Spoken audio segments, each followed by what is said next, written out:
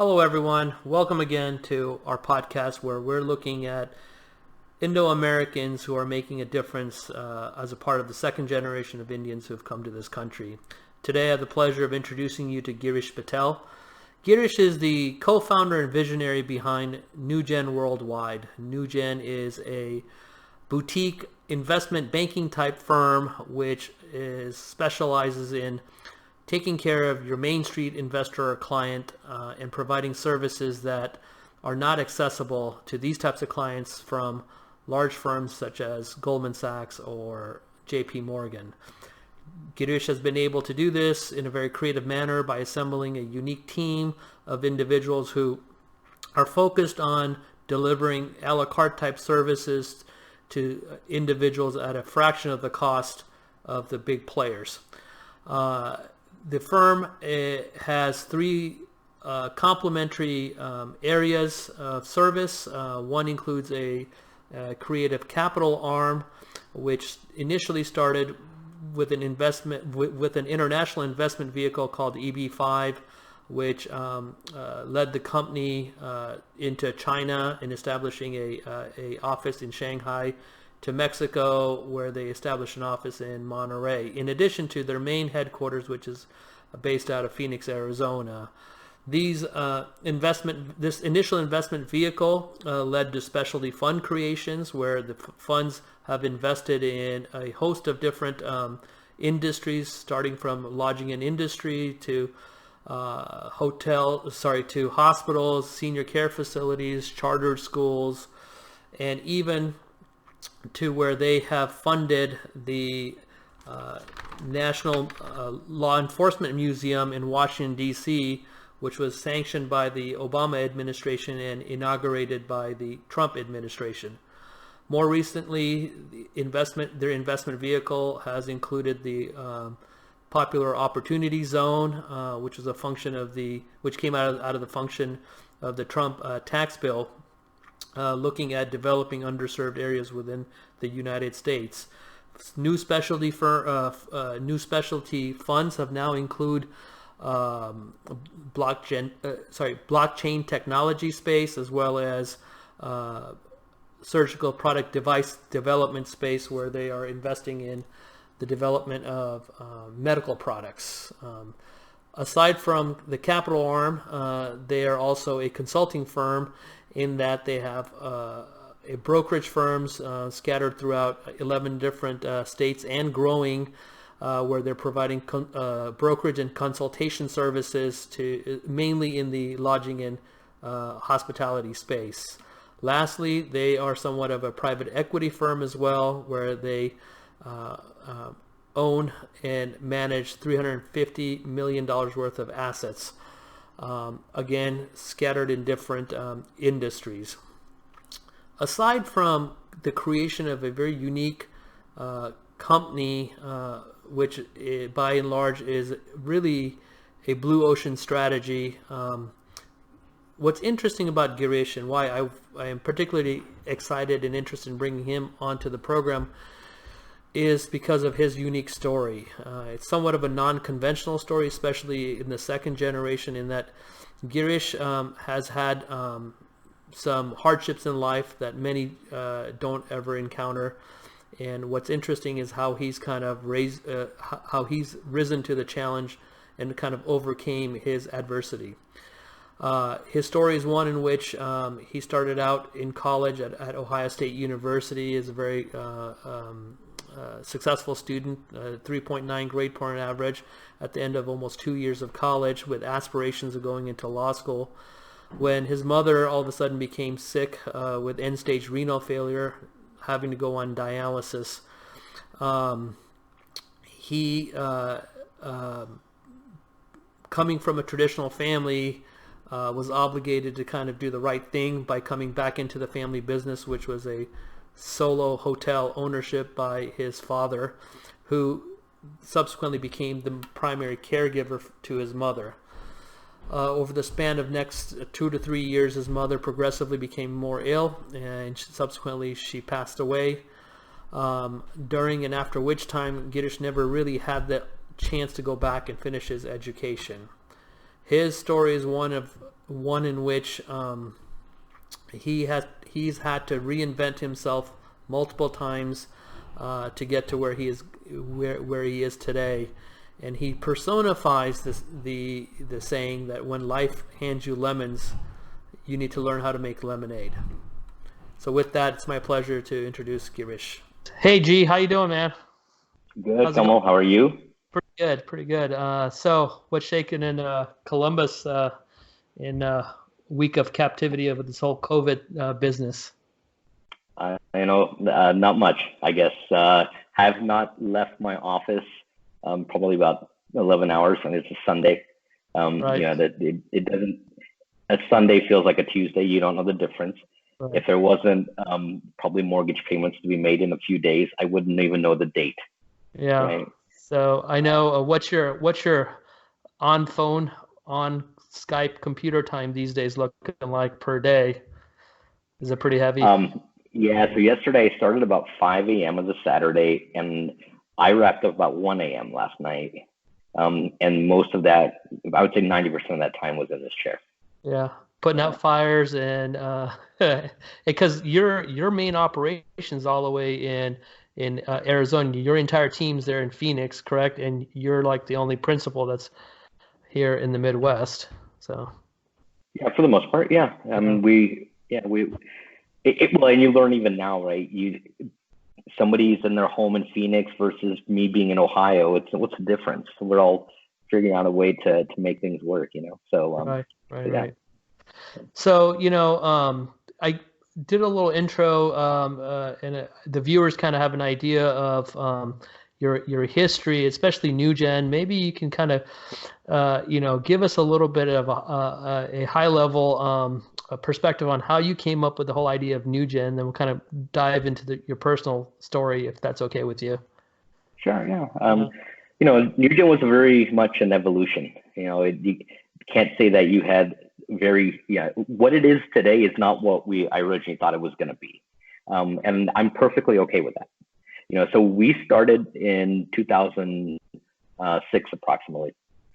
And I had received my real estate license in the state of Arizona, thinking that that's going to help me understand how real estate transactions and everything else will work in Arizona, that I can explore my real estate opportunities through that. So I went and worked for a big law firm, a big real estate brokerage firm who didn't do hospitality. Obviously, that's our background. So I learned the brokerage side of the business there. And then, you know what? I called a buddy of mine up that I'd met recently who had showed me some hotels. And I said, guys, these guys have the formula right, but they got the approach wrong. We have a built-in community of relationships. And we really just need to service these relationships, not just for the one deal. I don't need to push anybody over the edge. These people trust us, and they know we understand their pain. If we would make the decision, then they would make the decision. Very different than when a real estate agent or anybody else is a non-vested person doing this, right? They've never owned it, right? So how can they sell it? So we just decided to start our own. 48 hours later, we got incorporated. 72 hours later, we got an office. And here we go, which is cranked out the phones and created NewGen Commercial as just an engine to do real estate transactions to help people that we know. And instead of just doing it for free while we were taking phone calls as, guys that have been around the block, we just, could make some money doing it while we're helping people out. And I think that was the foundation for us that was really the vision of us, just to make an impact to that community while we can make money. And one thing kind of led to another. So why start with real estate? Why did you go and think about becoming a real estate agent first, as opposed to, maybe just continuing on with the family business and operations on the hotel side? So I would say two reasons. The primary reason is that I can understand operations, but that's not my personality. You kind of learn through the operational cycle of a hotel, from either building it or buying it and then operating it, and then potentially selling it just for profitability. There's some things that you're just better suited for. And there's a lot of parts of the life cycle of that hotel that your personality could work in. So we understood real estate, we understood the hotel business, and we understood what it would take to be successful for an owner. Me and my partner, both had very similar personalities in that we get bored of operations. There are people very well equipped to do that. It's almost a complete different dynamic being an operator and being a deal guy. And you learn eventually that you can learn one and understand one, but you're better off to be the other guy. And we were that guy. And so we were helping people that were operators get into hotels and buy them and sell them. That wasn't their skill set. Right. So then, that's how this went. So then where did the whole idea come from where, hey, maybe I can figure out a way to get funding and capital to like add another piece to this puzzle? How did you come up with that idea? Yeah, again, fluid as circumstances, the world evolves, right? So we're plugging along. We start having grand visions. And the next thing you know, we actually were doing a new hotel development deal. And so 2008, I get the call from my engineer saying, we actually got your building permit. And in October, maybe within a couple of weeks, I call the bank and I say I'm ready to go. And the bank says, well, we have a problem. And the very next day, the market's crashed. And so, we start dialing the phones to all of our clients. Said, how is it looking for you over the next couple of days? And what's everyone telling you? And you just notice over a month period of time, maybe 6 weeks, everybody had the same problem. They just weren't sharing necessarily the extent of it with everybody else. And so you start putting the pieces together and you realize the one issue. We as a community are all vested into the same industry. So if that industry has a problem, we all have a problem. And so what we needed was capital. It was capital that was going to be needed for new deals, development, you name it. But this community could no longer be the source for that capital. There had to be another source. Well, lenders weren't doing it. And now if you're resourceful and you're desperate, you start looking in every possible way. And fortunately, I had a really good relationship with a couple of younger folks. And I just put them at task. I said, guys, find whatever you can. It was actually through a real estate agent that was a residential agent who called and was talking to a mortgage broker that said they knew a guy that was doing some weird international financing. We asked him what it was because we were willing to explore everything. Everything was on the table. And we heard and we learned and we said, oh, okay, this sounds good. We'll take a flyer by paying a few, I don't know, $10,000 or $15,000 in consulting fees to learn and realize, they understand enough, but they don't understand enough to make this work. Because again, they're a group of people that have never been owners. They've never been the borrower of money. They've never been the partner of money. So they have a limitation. So we ultimately dug deeper and deeper, and we realized there's a concept called EB5 that was the Investment to Immigrate program, and nobody we talked to really knew about it except for very few people. And we had to decide if we were going to take the risk to try to dig in more. And to us, what other choices did you have? They were limited. So you might as well. And what was it going to take? Well, we hear about a conference in Beijing, China. And the thought of ever going to China to do this was difficult. So anyways, we went, we learned, we realized there's an opportunity. There's all these investors that are talking to consultants, have the same problems. None of these people have ever been in the deal side before. So, people talk about, invention and as a function of necessity and trying to invent yourself, but not everybody has the moxie to kind of do this. What was your driving force? How did you? It's one thing that people know that this is what you need to do is to do something different, but how did you know what to do, and how did you learn that? How does one learn these types of things to go out and get these opportunities? That is a great question because I think it does take a level of reflection. I don't think that I've done any heavy reinvention, but the situation sometimes forces you to pivot. And those pivot, if you go along with them, eventually you reinvent into something else maybe. And so I will tell you this quality to me came from two things.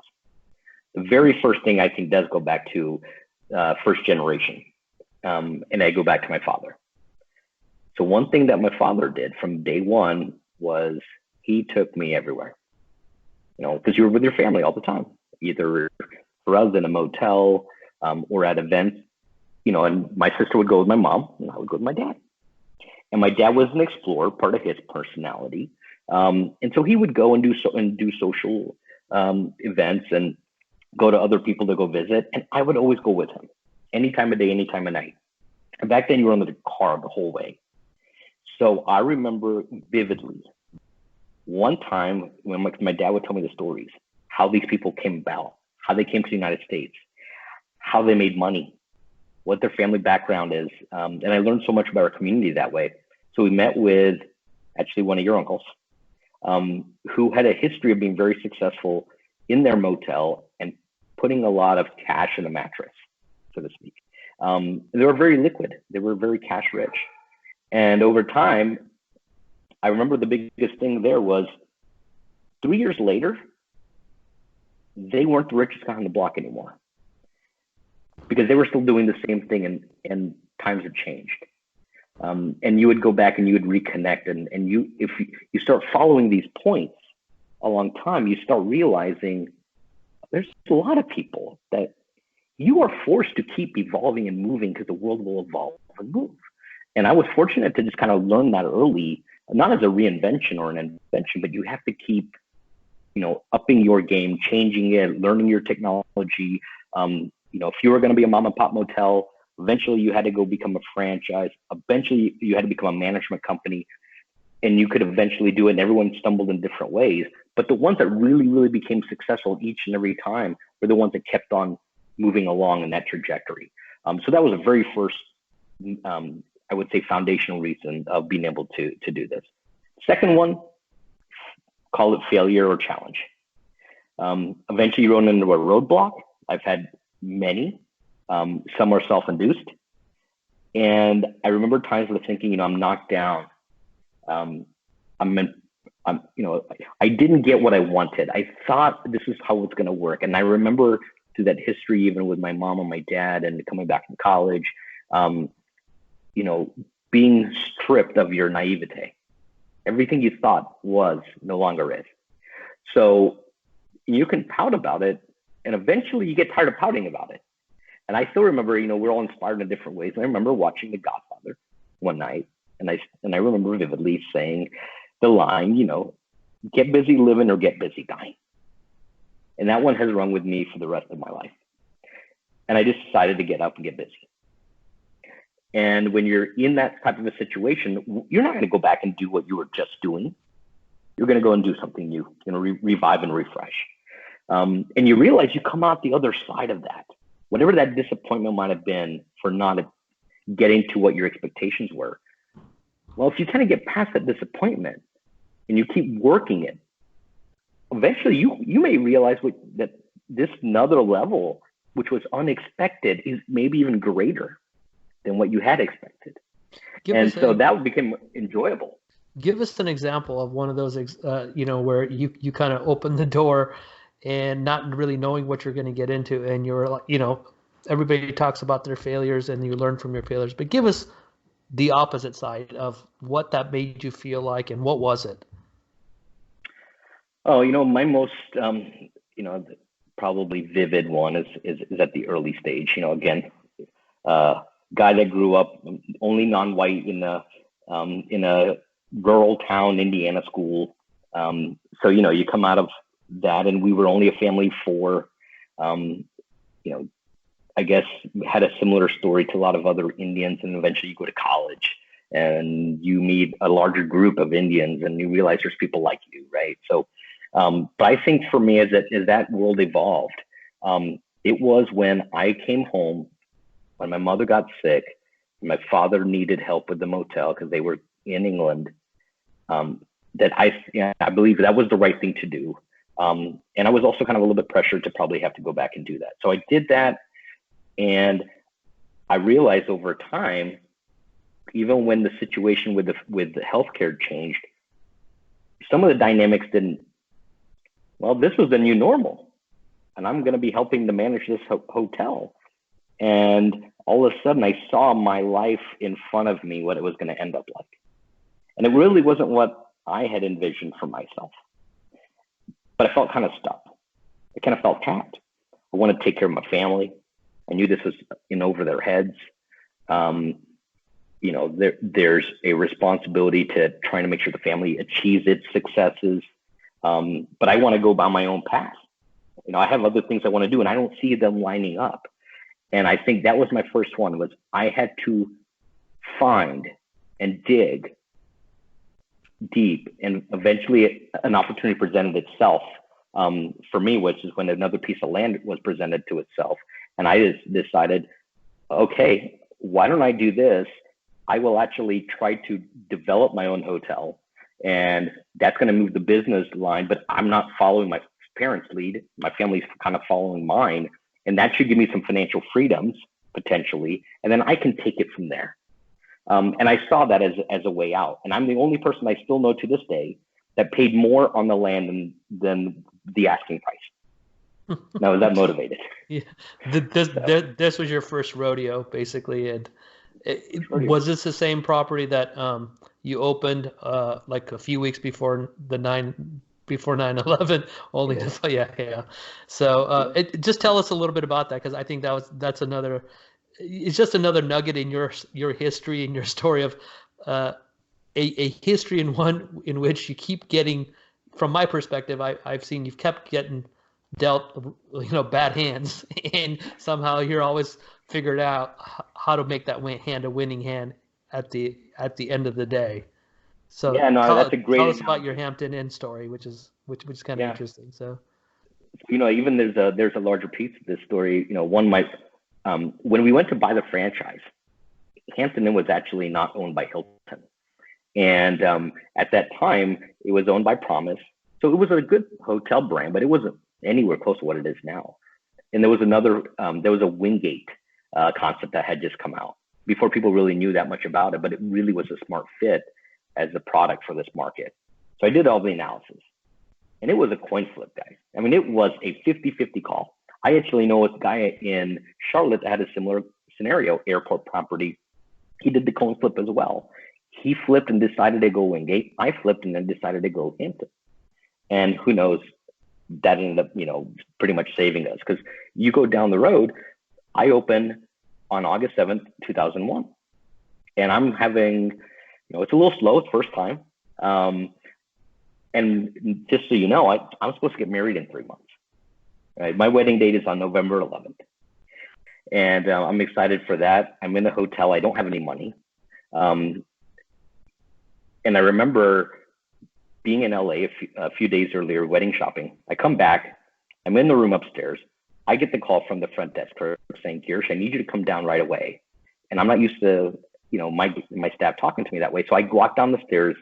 My lobby is full. People are dropping people off. And the next thing you know, I have an unbelievable first month of business. And after that, you can throw every business plan out the door. We were gone. And the general contractor had, knowing all of this, I guess, he didn't pay his last bills. And I started getting legal notices that that there's vendors not paid. So now I'm getting married. I got legal letters. I don't know what to do with those. And I got no business. And, I got lucky again. Some guy walked in late at night, and I had a great desk clerk, and I've always been privileged to have great staff. And she actually said, hey, these guys have a construction job at the airport for $49. I go, thanks for letting me know. I called them and they said, we'll do it. And I got them up to 52. That rate and their first check paid my mortgage, or else I was going to be done. My lender was at the last straw. So I survived it just off of that. And again, one thing kind of led to another. And, to this day, we still own that hotel. Almost 20 years later, we've been very successful. It's made our family a lot of money. There's a lot of pride, I must say, and I love to be able to tell that story still. Yeah. So one of the things that is really intriguing about your story is that you have this ability to kind of move into different spaces, and you do from my point of view, I find that you have this really strong knack to just learn something that you don't know anything about to begin with. How does that come in? Tell us a little bit about, like, what kind of homework are you doing? How do you move from doing hotels to hospitals to nursing homes to how'd you get to Washington D.C. doing a museum? How does that kind of come together for you? Yeah. Look, I think that I don't think I'm the only one that can do it. Just so you know, I think there's just a lot of people that, sometimes choose not to. It's not really a thought that they have. I'm interested. So I think for me, I look and say, one, I get bored. I think because I'm extreme when it comes to my thirst to learn something. I want to learn it to its ultimate depth. I want to make sure I'm very analytical, and I want to make sound decisions, because I think in my history, success or failures, I've always, even if it wasn't on my decisions, I've always been nervous that I have to carry the weight of somebody else's decision or my own. So I have to make sure that we make good decisions. And so the only way I can feel good about it is to learn it, process it, see how other people have done it. And usually when I do that, I find that there's a weakness in the way they've done it, or they're used to doing things in a certain way, and they may not have the perspective of looking at it in a different way as an outsider that actually way more valuable. Example, when we did the hospital, the vendor they call for their elevators is the same vendors that we would call, but a different division. They call the hospitality, the healthcare division. We call the hospitality division. They pay $150,000 for an elevator, and we pay $60,000. Same elevator, right? So, but I'm willing to get in the drawings because I want to. I wanted to understand it, and I think that first is the thirst to learn, the intrigue of other spaces, because I do get bored, and then the fear of failure. That only way I can avoid that is to know it all the way, and to know where my risks are, and if it's worth it along the way. And I will travel that road to learn it for as free as I can, especially if I think the opportunity is lucrative, and then know when I need to get out. Would you say that, could you tie that kind of personality trait, could you make a generalization that this is one of the things that propels the second generation of Indians in America today?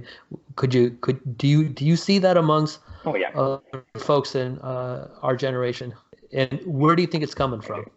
Yeah. I do. I think, look, there's still one foundational piece to this. In my case, it was processes, learning, and then usually some relationship probably had an experience with me and took me potentially into a new venture. So I think our second generation has done very similar things. So in some ways, it's just business owners. You've seen it from the hotel guy owning, I don't know, say Subway sandwiches, to the guy who used to be the convenience store guy. I mean, people that have gone through that entire chain, right? Completely different business models, retail, consumer, hospitality, lodging, travel, Subway, which is a 2-mile radius business, very different, but they're successful in each one of these things. Because I do think there's some, you always think about what the customer needs. You understand money, you understand processes, because you're looking for efficiencies, and those things just translate. And so I think where we are pretty proud of, I think, as a community, when we interact with people from other industries, and especially from other communities, you kind of notice that very few have these same qualities as we do. That we are that meticulous to each one of these traits. We look at all the efficiencies. We look at where the money is always flowing. Follow the money and you will learn the entire process. And that, again, that applies well, and you see them successful. And so the historical model of, business owners going from, convenience stores or retail into hotels. Well, you also saw on the education side where, doctors, lawyers, engineers, And you see how far that has now traveled. I think just second generation is getting into all sorts of different occupations. And I think this is a great example right now. You and I talked about this. If you're watching CNBC or you're watching the news, how many second generation Indians do you see that you never expected to see in any of these forms? Finance. I see them in the medical device side. I see them in credit card processing and technology. Yeah. They've all taken it to the next level, and they've all translated from wherever they started, because it is, I think, their vision to become big. Yeah, it's just so funny. Just today, I was watching CNN and their coverage of the coronavirus and how it was affecting high school kids, and somehow I was thinking, what's the population of the average high school with like the number of Indian kids there? But even then, an Indian kid got selected to be the spokesperson, right? And so it just made me kind of chuckle to think that, there's just some secret sauce that is motivating Indians in general in America, and they're just getting out into the front and just propelling themselves to kind of do different things and be visible, and whatever they're choosing, there's just a certain level of success. So one of the things that I wanted to ask you about is relationship building, right? And I know that you have this knack of being able to just partner with just amazingly talented folks. Tell us a little bit about your partnerships, what those have meant to you, and how you went about getting those partnerships. Yeah, so I start with my dad again, because my father was in a lot of partnerships, and you learned early that partnerships have. You get partnerships because you need resources. You need to take advantage of people that might have a stronger skill set. And so if you're an opportunist, you're always kind of looking not only for the next deal, but you're also looking for those people potentially that will help you get to that next deal. The question you have to ask yourself is, are you willing to share the pie? And I think we always had that in our family, was we're always willing to share the pie. In fact, we would love to see a larger impact. And we feel if we work together in the synergy, that'll make everybody do well. And I think that's part of our history. So I think I take that attribute and I play it forward, because I do believe that if you want to do something, much greater in terms of your impact potential, it's going to take other players to make that happen. I was not going to settle on what I think I can accomplish alone. In fact, I find it much more enjoyable to do this as a group. So one, I've always kept my eyes open. Every person I see, even when I talk to an attorney, and I've got partners who will get on the phone with an attorney and they'll only talk to the attorney for their particular need. They'll never get to know the attorney. And I will always take it 2 steps further. My guys go crazy sometimes about me doing it, but I want to get to know the attorney. I want to know what that world is like. And I want to learn something in there that I didn't learn before. And usually when you get past that first layer of whatever your immediate needs are, you do create a relationship, and people do like to share much more about themselves. And so one, I think that was really important, because I like to get into a deeper understanding. And then 2, I like to give everyone the benefit of the doubt. I'm a little, I can always be skeptic, but I'll always give them the benefit of the doubt to share. So I don't want to cut them off. I want to understand them, and their perspective may be different. And so usually the fact that we even do that, I think is helpful.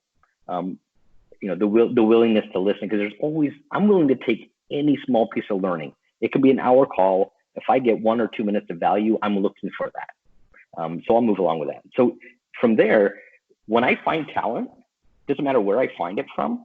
I don't believe that I'm greater than that talent, but I believe that talent can be molded. And I have to help that talent potentially achieve something that they may want to achieve. And I'm very authentic about it. But I'm very honest to say, this is what I would love to do. And let's go with it, if you're willing to go with this. And I think that is a perfect model, in my opinion, for the 2020 generation. It's not the perfect model for 1970. That's not how the world worked back then. But this is what younger people especially want to do now. They want to collaborate. They want to be part of the impact. They want to get rewarded from that impact. They don't want to just sit at a desk and do a singular role. So I think that's always helped us because we're very honest, we're very small.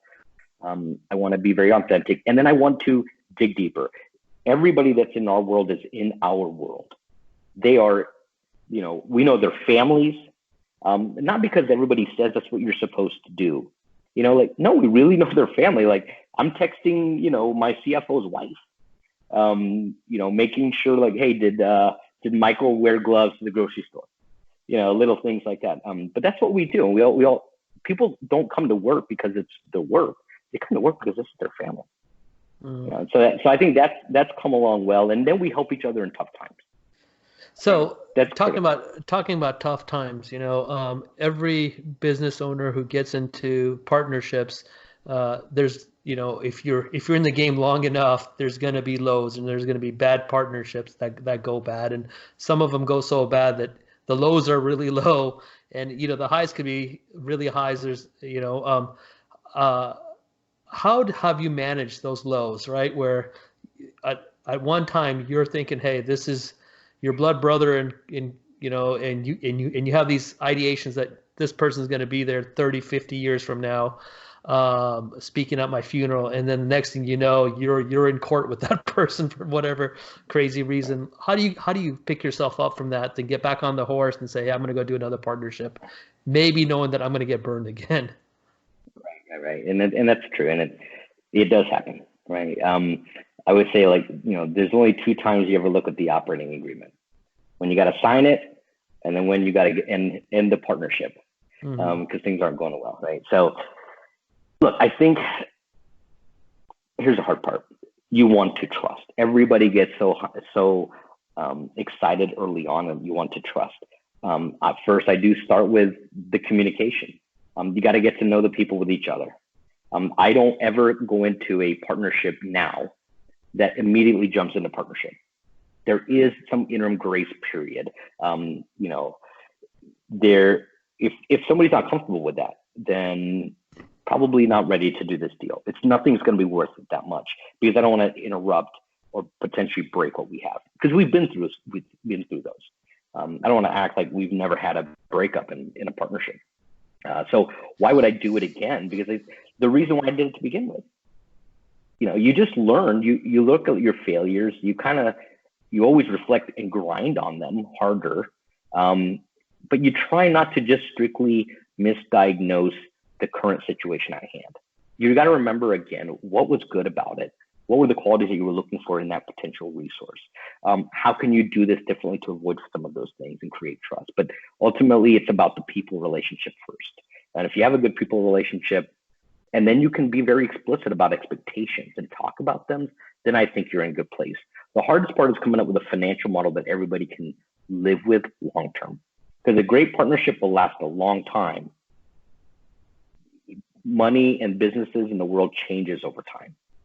So, I would say if there's any advice I would have to this, if you want to keep getting up on that course, because I think you should, is, don't knock it all the way because you had a bad experience. Don't overdiagnose the current problem at hand with any relationship, because we're all as individuals, we can all have our bad days. But if you always have an open dialogue, you have to keep those partnerships limited. If you have 100 of them, how do you manage 100 relationships? Right. You just don't, right? So what's the difference between an investor, a partner, a customer? It's all the same, in my opinion. So you handle them all the same way. And once you find the ones that you're right, you will make the sacrifices, or at least you should make the sacrifices for them to be able to earn in a way that works long term. Be willing to give a piece of a small pie for the longer run good. So don't get too greedy on the front end of something that you don't even know it's going to come to fruition. No, you definitely don't. You got to manage those expectations. Yeah, everyone gets starry-eyed too. Yeah, right. So let's kind of change gears, talk a little bit about your philosophy on making money, let's say, and passion and vocation, right? You're in business, you're a business guy, entrepreneur. Put it into perspective. How do you view making money? How do you assess end goals to your success? Okay, so I'm a spreadsheet guy. So when you look at every deal in the spreadsheet, they're all numbers. And if something doesn't look like it makes sense financially, you're probably not going to get very far down the road. So that's part of your motivations, no matter what you do. If that tangible result has to be in your foresight. Now everybody has a different expectation of that. Some people want that number to be bigger. Some people want that number to be faster. Some people, have to just have a certain number. I'm willing to know what I'm willing to live with. So I know where my numbers and my expectations are. Going from there, money matters. It is the measurement that you have to see if you are actually successful or not. There are very few things that you could actually tangibly say that we achieved something, especially in the world of business, if you cannot measure it with a level of financial success. So I look and say, yes, I define my success in partly from a financial metric being achieved. Second, I know money matters, and money matters from not just in the hierarchy of just needing to be able to put food on your table. It's not like when an athlete says, I got to feed my kids with $10 million. I think it gets to the next levels of, I want options. Maybe it goes back to those days I kind of felt like I didn't have options. I want options in life. Money gives me those options. I want to do the next deal. Having money or resources to that gives me options. If there's a tough day, money really made that go away quickly. So money matters, and so you need to have a certain amount of that it's always in your calculation. I look at it as utility, because once I have met any of those metrics, then it's all fun. So my passion is not based on money, but money is always part of the equation in where I move forward. So I do what I'm passionate about. I do it in a way that I feel comfortable and predictable, know where my risks are, know what those dollars are going to cost me along the way, and know when I want to jump ship. This is too much, what I'm willing to risk. Because I am willing to risk more than maybe a lot of other people are willing to do. But then I want to continue to utilize our financial strength and grow and expand that for what tomorrow's future may hold. So that's how I look at money. There's how do you view it on a personal level? How important is money to you personally for your own lifestyle? How do you less than most. Less than most Indians? Could you categorize that based on the general population? And here's my perspective in this. And this is my perspective is that I see that Indians, whether it's a first generation, second generation, we still, by and large, I feel like we live well within our means. I don't know if it's a cultural thing or it's just a personal philosophical thing where we feel like, hey, the utility of money should be maybe greater than self-indulgence to a certain extent, but not. I know that there's a lot of Indians who make comments about other Indians that they're living too large, but my opinion is that by and large, across the board, Indians live within their means, and their view of money is that there's got to be some utility. Like, would you agree with that sentiment? And why do you think that's so? I do. I may be a little bit more, on the far end of the standard deviation on this than most of our community. However, I still, I agree with you about how our community functions in this light. Look, we are the highest per capita income ethnic group in the entire United States. It's not even close, by like 20-25%. But we don't necessarily get all the publicity because we don't rah to that level. We are not living in $40 million homes, afforded or not afforded. I think this goes back to, first generation again. We all lived together when we came to the United States, and knowing we had no money, we lived a certain way whereby we were the labor. We lived a certain way whereby we knew we could not afford things that our friends had. And I think that has shaped us. I think we also learned over time that we were becoming more successful than those kids that we grew up with, partly because we eventually figured out we actually have more money than them. We saved better. We are so focused on, just being successful. I think there's a very comfortable element to our life regarding our family and our structure and things that we don't really need to go beyond that. So we want to have nice things, but I still don't see a lot of people in our community that, everybody has a Maserati sitting in their driveway. No. Could they? Arguably, yes. But they don't do that. So there's a tempered flashiness in our community. But yeah, they're gonna, if there's anything they're gonna do with their money, they're gonna grow.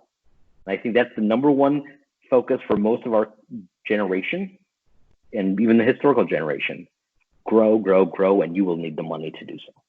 So, that brings up another interesting point when it comes to education, right? So I would get, throughout my career, I've had like a lot of non-Indians will ask me, hey, what is it about these Indians? What is it about you guys that you guys bet so heavy on education, and we're so laser focused on the education piece. And I mean, you're a great example of somebody who didn't get a chance to have a formal education, yet still got to the next level. Why do you think that, the education piece for Indians has become so front and center? Is, in your opinion, how important is that? In some ways, Kamal, I feel it may even be less important now than it was. Because I've had the privilege of being in non-India Asian countries, just with the nature of work, and you realize that this is a very Asian quality. And I think a lot of it has to do with, there's not enough seats for students to keep going down the line. There is one spot for 400 people. So who gets it? And if you get it, that degree gets you a job. And that job, you will make more money than the family made maybe in the year. And it's very easy to preserve. You just follow the book. You work your rear off to just keep doing it. And so we realized that I guess we call it a safety net, because if you didn't have that, you were living like the way the generation before was living, very impoverished. It was your only way out. The options were not that high. So I think that won't really set the foundation for our community. Go get your education. And there was a couple of qualities that we viewed to be a much better profession, because again, it paid probably better. What a doctor and a teacher. Okay. Well, an accountant and a teacher. Okay. Societally, socially, the teacher is a very important one. They don't get paid, right? You don't see a lot of Indians in the teaching profession. Right. A certain level of money matters in their equation when they take their occupation. So now I think this generation, they still know they want to live a certain lifestyle. They want to, they know their parents have been pushing around the education. But it's true. You don't necessarily have to have that level of education, but you have to have a level of knowledge. You have to have a level of wisdom, I think, that comes from the education process.